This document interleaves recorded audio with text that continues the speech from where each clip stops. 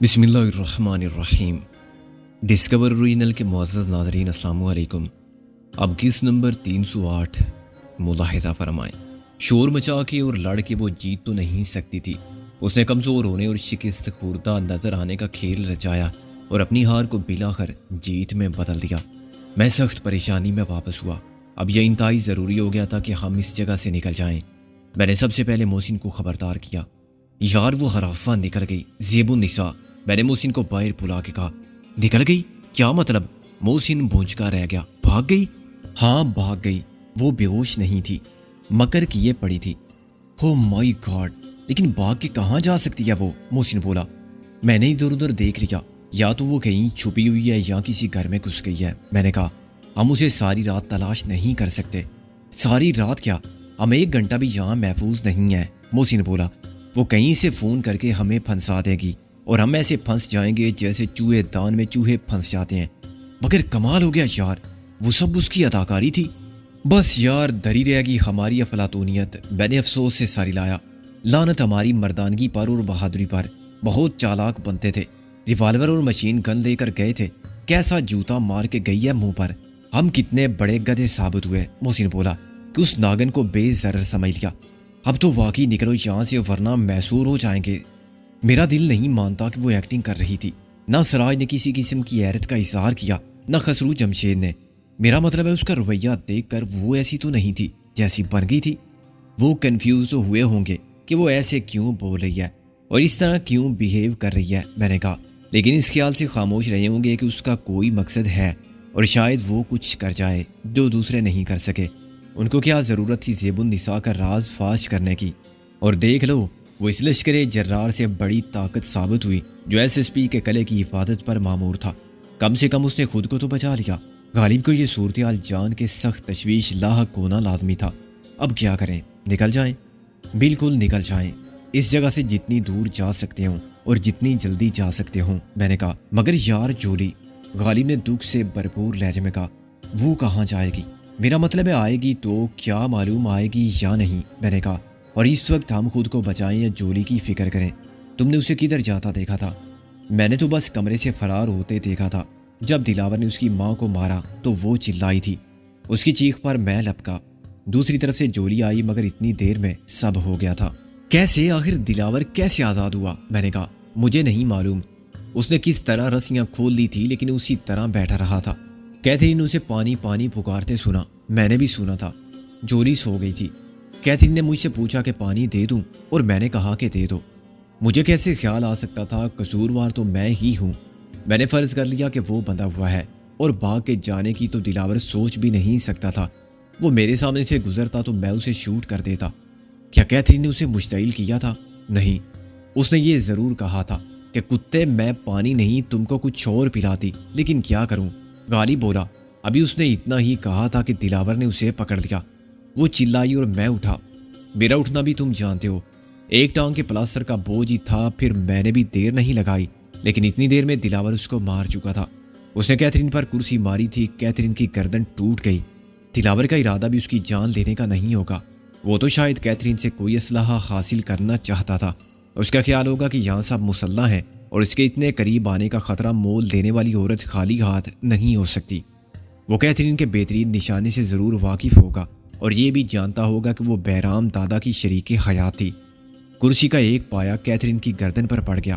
دلاور کے ہاتھ تو کچھ نہیں لگا، اس نے اپنی جان گنوا دی۔ وہ اپنے بدترین دشمن کو پانی پلاتے ہوئے ماری گئی۔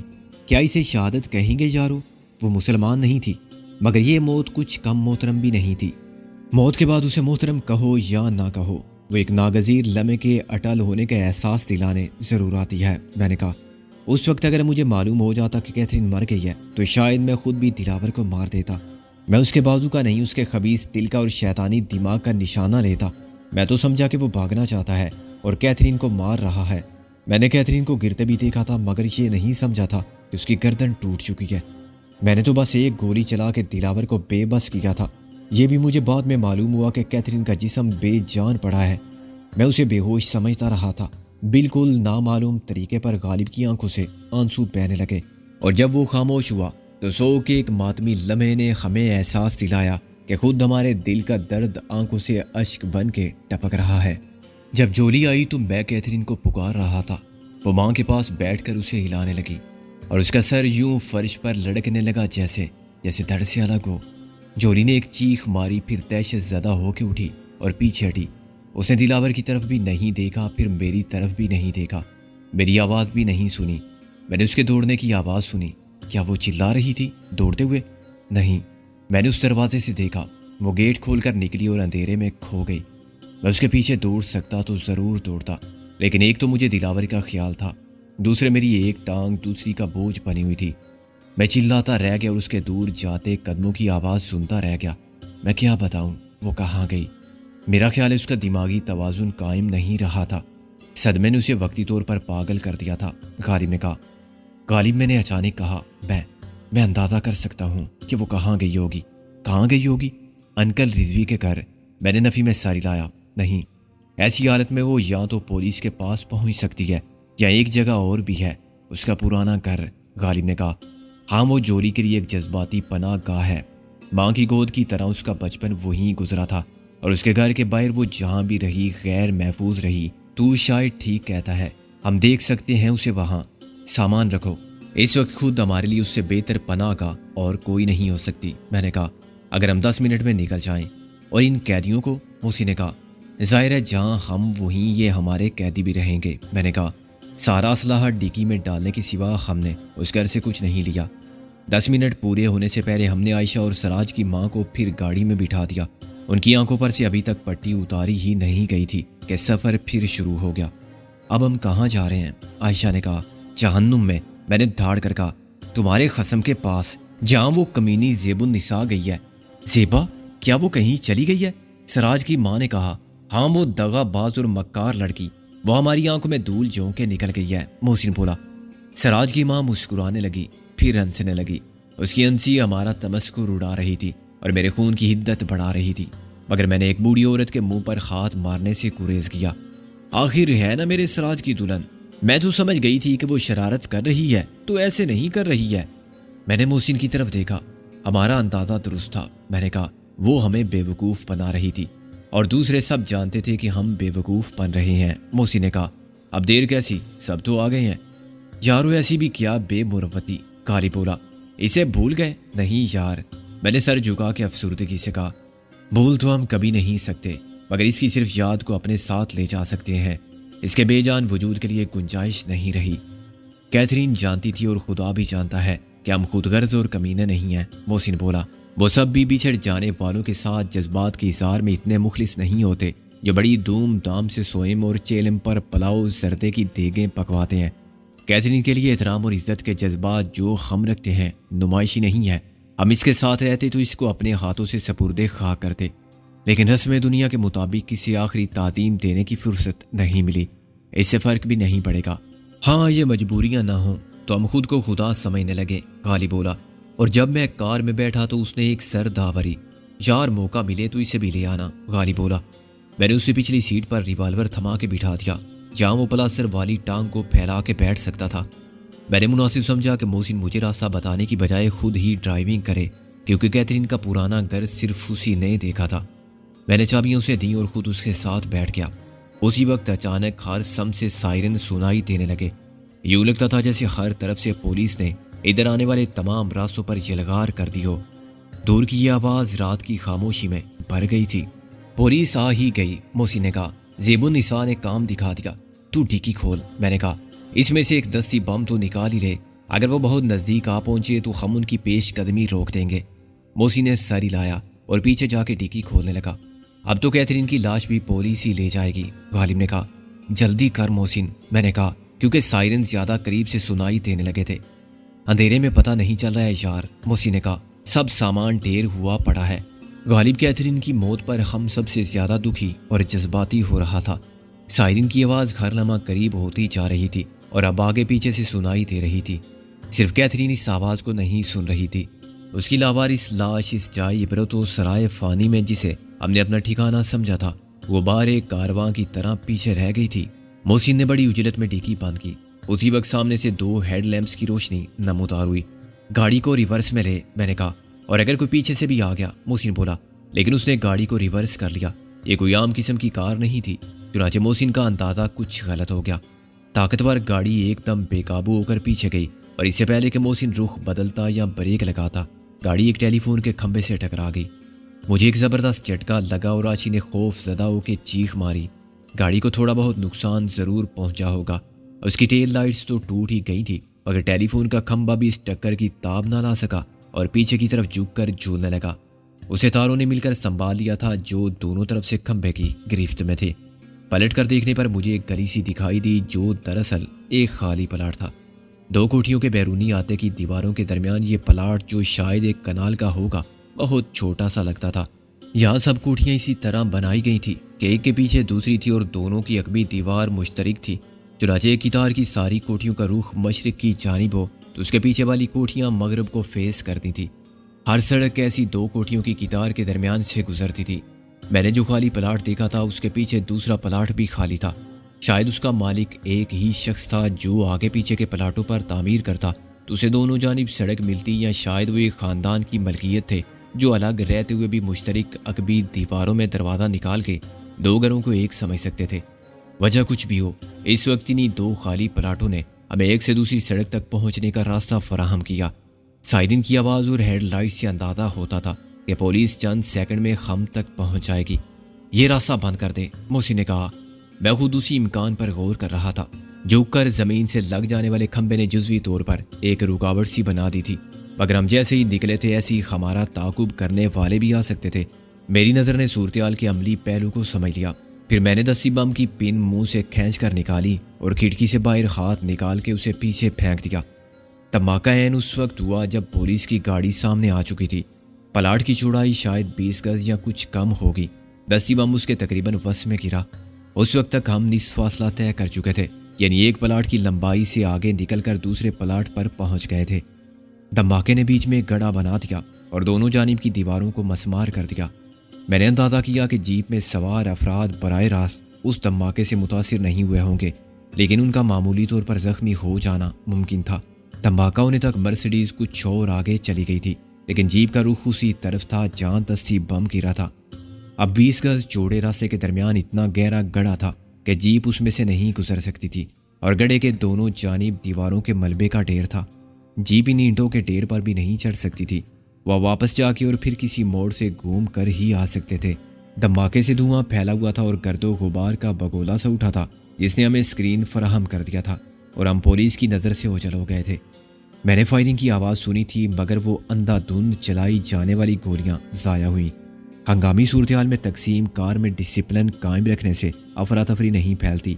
موسی نے اپنی ساری توجہ ڈرائیونگ پر مرکوز رکھی ہوئی تھی اور مقابلے کا معاملہ مجھ پر چھوڑ دیا تھا۔ اگر میں اسے ڈرائیونگ کے بارے میں ہدایات بھی دیتا یا وہ ڈرائیونگ کے ساتھ مجھے بھی مشورہ دیتا کہ مجھے کیا کرنا چاہیے، تو ہم ایک دوسرے کو ڈسٹرب کرتے اور خود بھی ڈسٹرب ہوتے۔ ہمیں ایک دوسرے کی صلاحیت پر اتنا ہی اعتماد تھا جتنا خود اپنی ذات پر، اور اس دور اعتماد کی قوت ہمیشہ مؤثر ثابت ہوتی تھی۔ جب میں نے محسن کو اطلاع دی کہ اب پولیس پیچھے نہیں ہے، تو ہم جائے واردات سے بہت دور تھے۔ گاڑی 80-90 میل کی رفتار سے موڑ کاٹتی جا رہی تھی، کبھی دائیں تو کبھی بائیں۔ منزل مقصود کا علم تو محسن کو تھا، مگر وہ سیدھا جانے سے گریز کر رہا تھا۔ اس نے فقط ساری لایا اور اپنی نگاہ سامنے رکھی۔ تم لوگوں نے پولیس پر بم پھینک دیا؟ آشی نے کہا۔ ہاں، مجبوری تھی، میں نے کہا۔ ہمارے پاس ایٹم بم نہیں تھا۔ خدا تم سے سمجھے، سراج کی ماں نے کہا۔ تم واقعی دہشت گرد اور تخریب کار ہو، بے گناہوں کے خون سے ہولی کھیلنے والے شیطان ہو۔ آپ نے سنا ایس پی کی والدہ نے کیا کہا؟ محسن بولا۔ ایس پی نہیں، گستاخ، ایس ایس پی صاحب، میں نے کہا۔ ان کی رائے ہمارے بارے میں اچھی نہیں ہے۔ اچھی ہو بھی کیسے سکتی ہے؟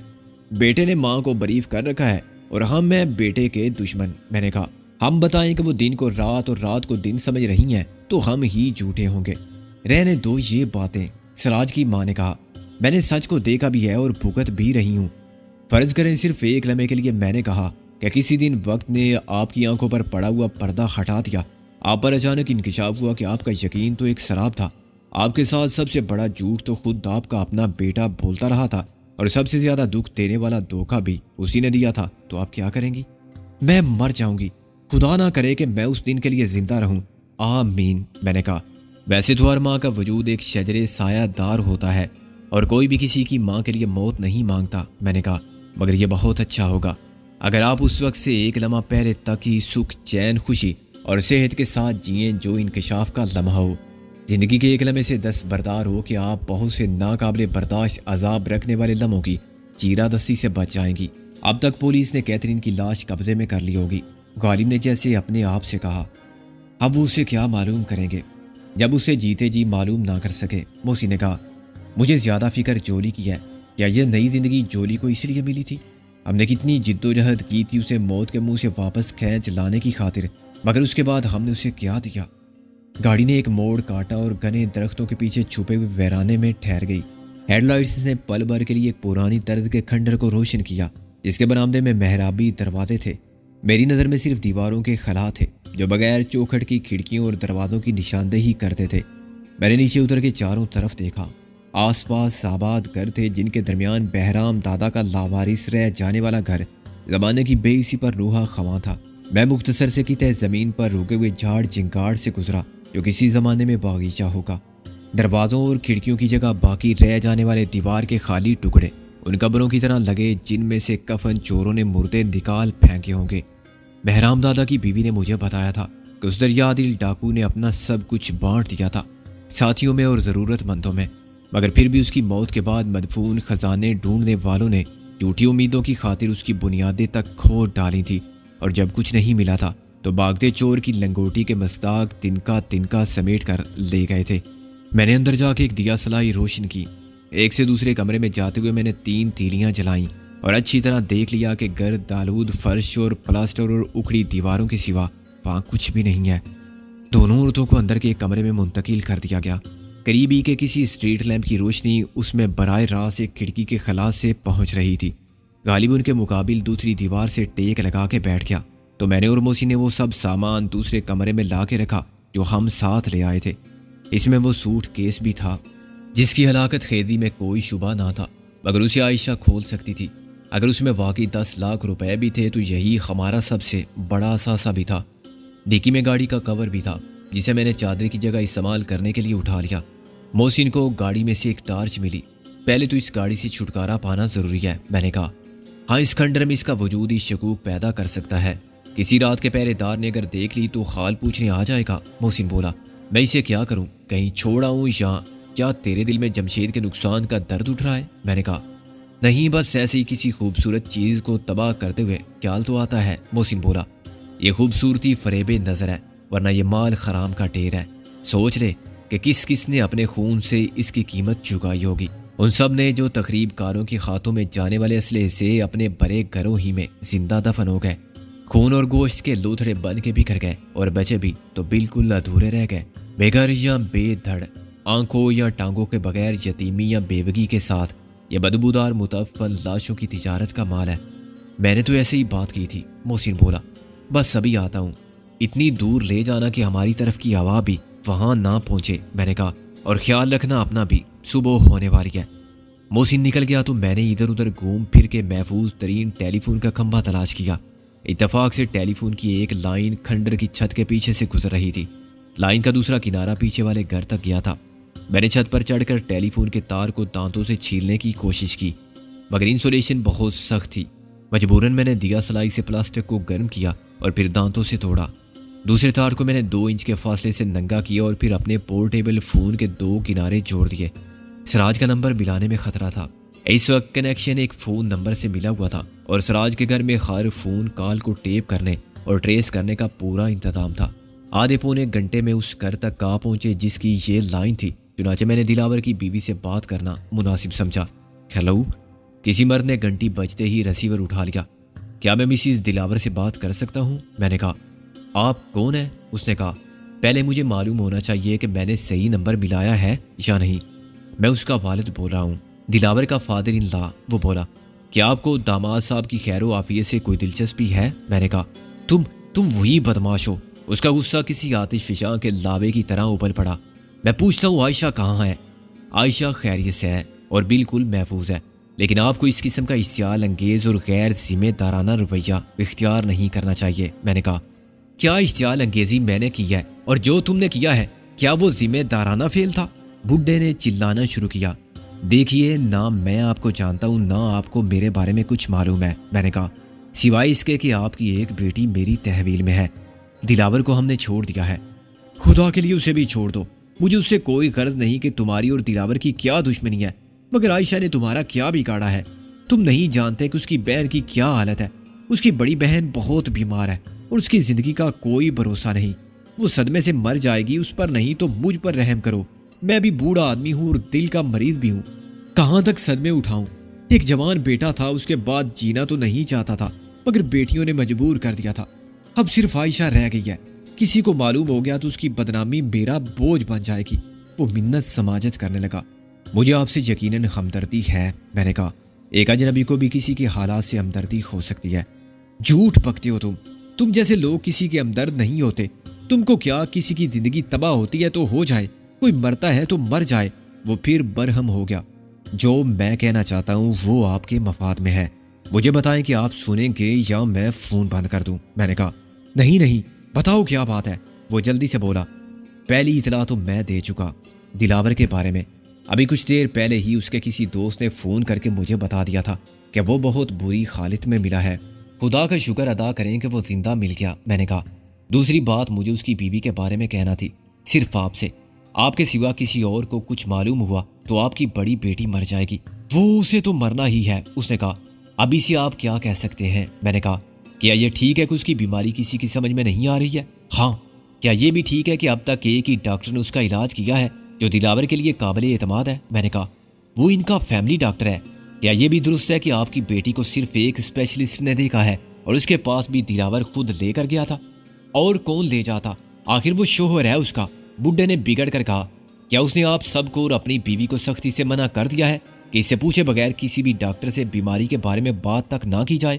ہاں، مگر تم کیسے جانتی ہو یہ سب؟ وہ بولا۔ اس نے میری بیٹی سے یہ بات کہی تھی اور مجھ سے۔ ظاہر ہے آپ دونوں ہی ایسا کر سکتے تھے۔ کیا اس نے کوئی دھمکی بھی دی تھی؟ مثلا یہ کہ کسی اور ڈاکٹر سے مشورہ کیا تو برا ہوگا، وہ طلاق دے دے گا؟ یہ تو نہیں، آخر تم کہنا کیا چاہتے ہو؟ پہلے میری بات کا جواب دیں، میں نے کہا۔ دلاور نے دھمکی دی تھی کسی قسم کے نتائج کی؟ میں نے کہا۔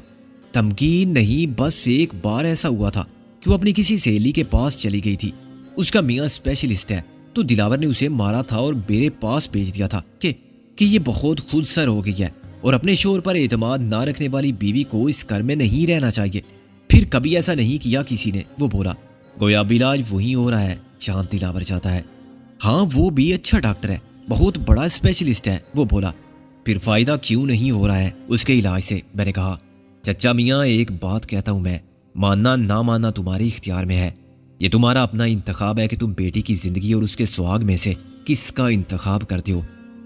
میں کون ہوتا ہوں؟ یہ کیا فضول بات ہے؟ وہ سخت پریشان ہو گیا۔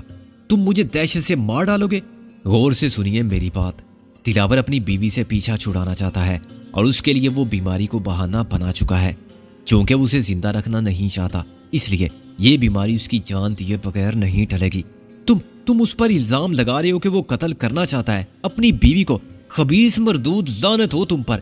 میری بات ابھی ختم نہیں ہوئی، میں نے کہا۔ اگر یہ جھوٹ ہوا تو ابھی جو کچھ آپ نے کہا اس پر مجھ سے غائبانہ اظہار شرمندگی ضرور کرنا۔ کل اپنی بیٹی کو خاموشی سے کسی دوسرے اسپیشلسٹ کو دکھاؤ۔ دلاور کو کچھ معلوم نہ ہو، اس کے سارے ٹیسٹ کرا کے دیکھو، نتیجہ تمہارے سامنے آ جائے گا۔ تم کو معلوم ہو جائے گا کہ اسے کوئی مہلک مرض نہیں ہے اور علاج کے نام پر اس کے ساتھ دھوکہ ہو رہا ہے، اسے دوا کے نام پر زہر دیا جا رہا ہے۔ بکواس کرتے ہو تم، بھونکتے ہو تم کتے۔ حقیقت کو تسلیم نہیں کرو گے تو بیٹی کو خود مٹی دو گے۔ یہ کوئی عمر نہیں ہے اس کے مرنے کی، اس کے بچوں کو اس کی ضرورت ہے۔ تم دلاور کو صرف داماد کی حیثیت سے جانتے ہو۔ تمہارے سامنے وہ انتہائی شریف اور فرما بردار بن کے آتا ہوگا، مگر یہ ناممکن ہے کہ بیوی سے اس کی اصلیت پوشیدہ ہو۔ کوئی شوہر اپنی بیوی کے سامنے ظاہر اور باطن کے فرق کو نہیں چھپا سکتا، اور اگر چھپانے میں کامیاب ہوتا ہے تو یہ اس بیوی کی کم عقلی ہے یا بد نصیبی ہے۔ وہ آنکھیں بند رکھنا پسند کرتی ہے۔ اپنی بیٹی سے کہو کہ آنکھیں کھول کر دیکھے۔ اسے موت کو سامنے دیکھ کر ڈرنا نہیں چاہیے۔ موت برحق ہے اور سب کو آنا ہے، مگر اپنی زندگی کی حفاظت بھی ایک فرض ہے۔ اس وقت کچھ نہیں ہوگا جب دلاور اپنی کوشش میں کامیاب ہو جائے گا، لیکن وہ ایسا کیوں کرے گا؟ بوڑھا ہانپ رہا تھا۔ مجھے افسوس ہے کہ آپ کا دل کمزور ہے، میں نے کہا، اور آپ کی یہ عمر بھی نہیں صدمے جھیلنے کی۔ मगर मैं किसी और को ये सब नहीं बता सकता। आपका बेटा जिंदा होता तो उससे कहता, लेकिन अब तो आप ही को सुनना पड़ेगा और हौसला रखना होगा। दिलावर ये सब आयशा के लिए कर रहा है। वो एकदम फट पड़ा। उसने मुझे एक से एक गंदी गाली दी। मैं सब सुनता रहा। मिलाकर वो थक के खामोश हो गया। खुदा के लिए ऐसा मत कहो, कहो कि ये बेहुदा मजाक किया था तुमने मेरी जान लेने के लिए, मगर मैं बेगैरत के सुन के भी जिंदा रहा। मैंने आपसे पहले ही कह दिया था, सच का बोझ आपको ही उठाना है और बर्दाश्त भी करना है। मैंने कहा, दिलावर ने आयशा से शादी करने का सोचा है जब उसकी बीवी मर जाएगी। ये नामुमकिन है, ऐसा हो ही नहीं सकता, मैं ऐसा कभी नहीं होने दूंगा। वो चिल्लाने लगा। आपकी मर्जी का इस सारे खेल में कोई दखल नहीं है। मैंने उसकी बात काट दी। आयशा खुद उसके फैलाए हुए जाल में फंस चुकी है, उसके साथ साजिश में शरीक है। तुम कहोगे कि बहन भला बहन के कत्ल की साजिश में किस तरह साथ दे सकती है, मगर चचा ज़र और ज़न के खूनी खेल को आज तक किसी ने समझा है? ऐसा हो रहा है, ऐसा पहले भी हुआ है और आइंदा भी होगा। दौलत और हवस का जाल लेकर फिरने वाली शिकारी आपने देखे कहाँ है? आप सुन रहे हैं ना मेरी बात? आप इस साजिश को नाकाम बना सकते हैं। आप अपनी बेटी की ज़िंदगी बचा सकते हैं। उसकी ज़िंदगी आपके लिए नहीं, उसके बच्चों के लिए सबसे ज़्यादा अहम है। आपको और कितने दिन जीना है? बच्चे तमाम उम्र माँ के बगैर कैसे रहेंगे? उसे कल ही किसी हॉस्पिटल में ले जाएं। एक नहीं, 2 अच्छे डॉक्टरों से अलग अलग राय लीजिए। बेशक दिलावर को मालूम होगा तो वो बहुत बरहम होगा, कोई सख्त कदम उठाएगा, धमकी देगा तलाक देने की, और मुमकिन है तलाक भी दे दे। लेकिन ये तो आपको सोचना है। मैंने बता दिया था कि फैसला और इंतखाब आपका है।